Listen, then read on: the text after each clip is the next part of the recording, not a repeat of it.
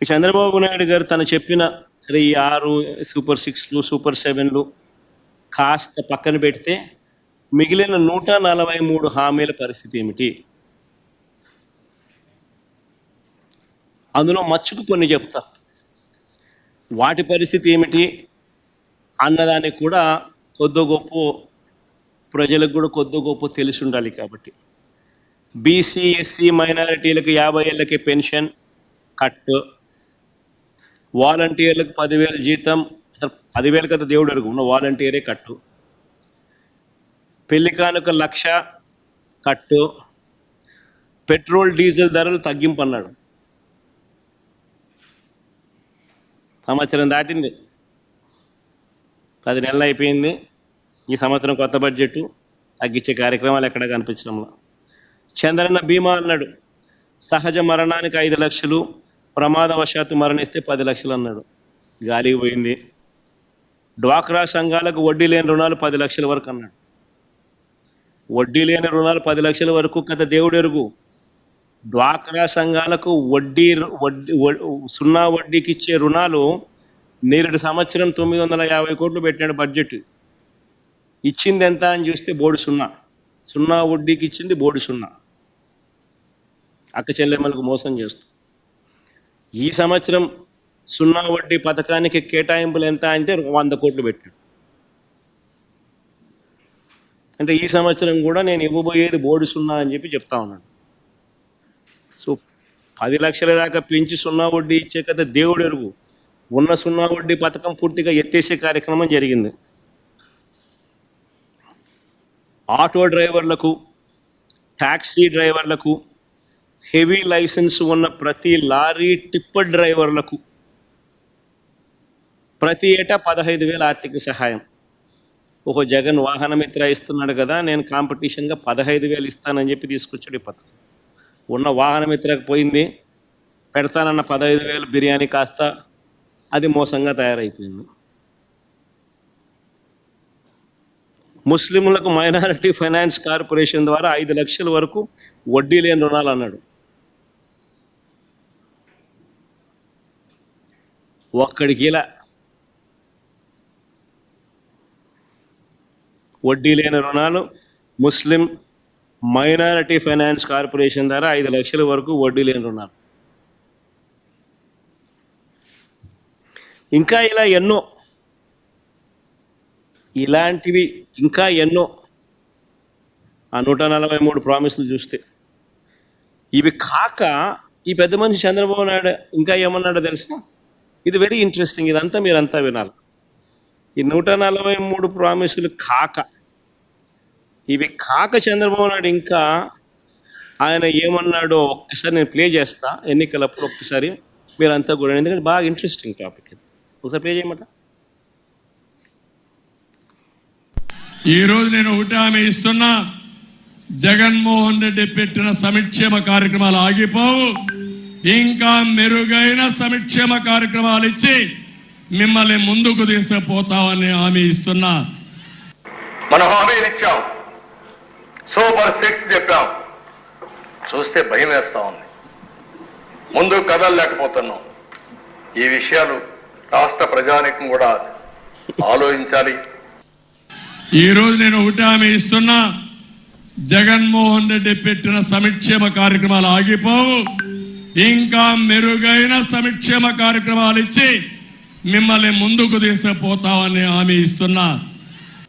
మనం హామీలు ఇచ్చాం, సూపర్ 6 చెప్పాం, చూస్తే భయం వేస్తా ఉంది. ముందు కదలలేకపోతున్నాం.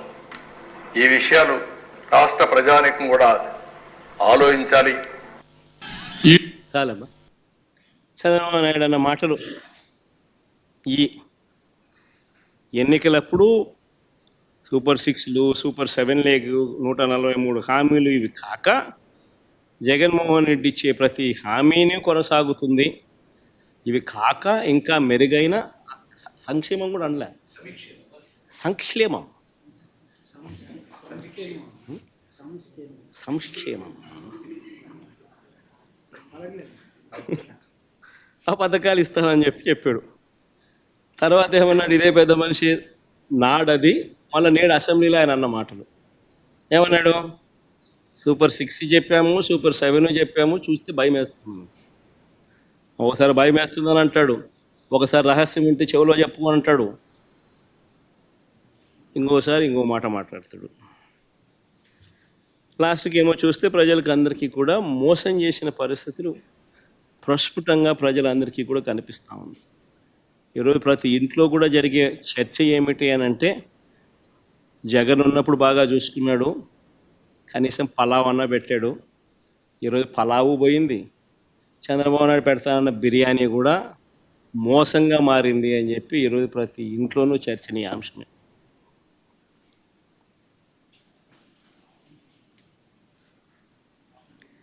ఆ రోజు ఒకవైపున సంక్షేమ కార్యక్రమాలన్నీ కూడా ఎప్పుడూ రాష్ట్ర చరిత్రలో జరగని విధంగా,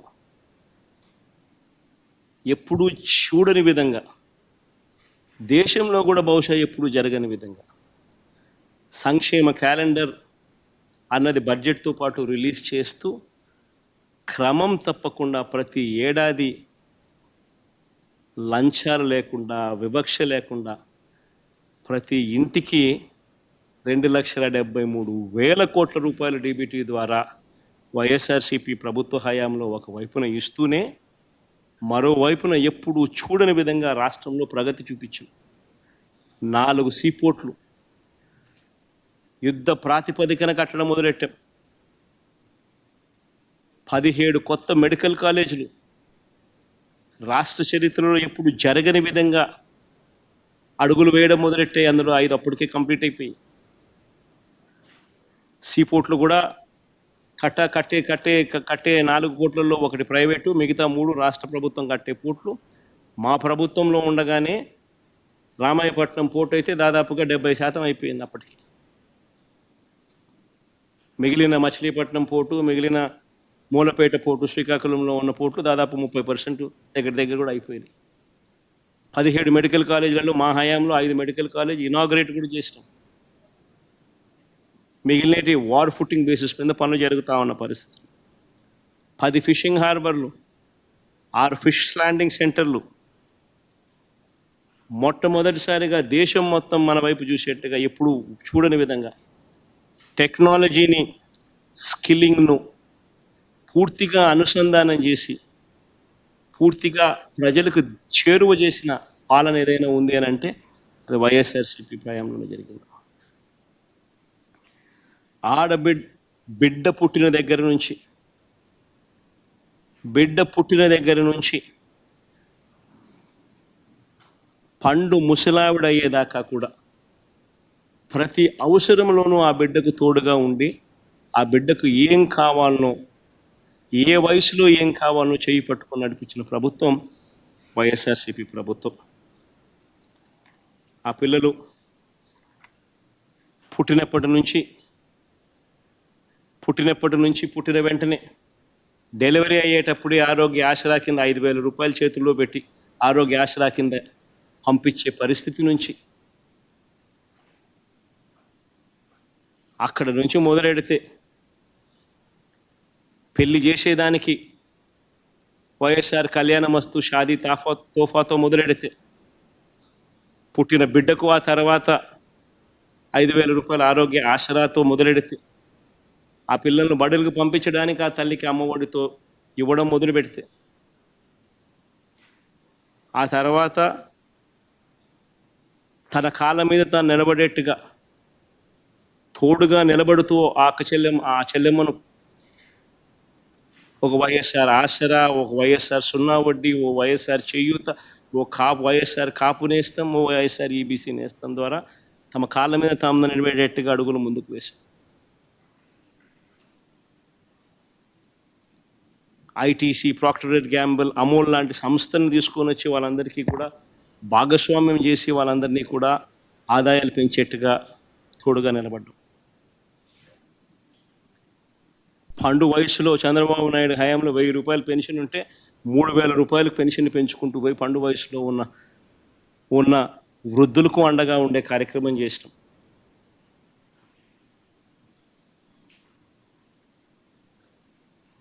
పిల్లలు చదివేదానికి పేదరికం అన్నది శాశ్వతంగా బయటపడాలి అని అంటే మంచి చదువులు ఆ పిల్లలకు అందుబాటులో ఉండాలి అని చెప్పి గ్లోబల్ వ్యవస్థలతో పోటీ పడే పరిస్థితిలోకి మన పిల్లలు రావాలి అనే సదుద్దేశంతో ఎప్పుడు చూడని విధంగా